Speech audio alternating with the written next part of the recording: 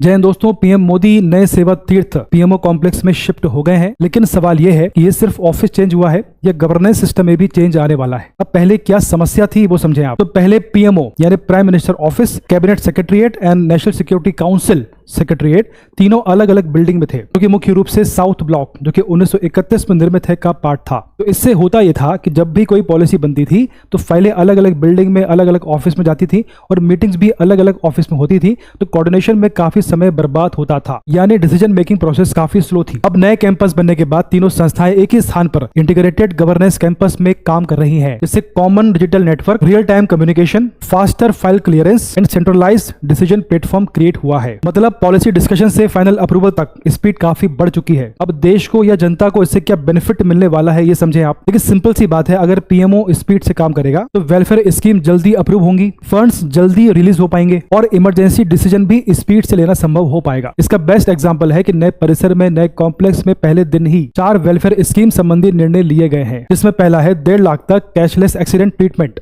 Second है women income support, third है farmers infrastructure push और फोर्थ है स्टार्टअप फंडिंग सपोर्ट। यानी डिसीजन से इम्प्लीमेंटेशन की दूरी काफी कम हो चुकी है। अब अगर इस बिल्डिंग की या इस कैंपस की बात करें तो इस नई बिल्डिंग को 4 स्टार ग्रेहाम मिला है, यानी green rating for integrated habitat assessment. इसका सिंपल सा मतलब है कि ये जो नया कैंपस है ये 30 to 50% एनर्जी एफिशिएंट है, जो कि बिजली और पानी की सेविंग करता है और मेंटेनेंस कॉस्ट भी कम करता है। अब अगर मान लें कि पहले के कैंपस में सालाना मेंटेनेंस कॉस्ट था 100 करोड़, अब इसमें 30 से 50 करोड़ की सेविंग होने वाली है। अब 10 से 15 सालों में कितने सरकार के पैसे बचने वाले हैं इसका अनुमान आप लगा पा रहे होंगे। यानी इस न्यू कैंपस के माध्यम से लॉन्ग टर्म ऑपरेशनल कॉस्ट की बहुत बड़ी सेविंग होने वाली है। तो सिंपल सी बात है कि सेवा तीर्थ सिर्फ एक बिल्डिंग नहीं, बल्कि इसे faster governance, better coordination and citizen centric administration का मॉडल बताना गलत नहीं होगा। अब सबसे बड़ा सवाल यह है कि ऑफिस बदलने से देश में बदलाव आ पाएगा या नहीं।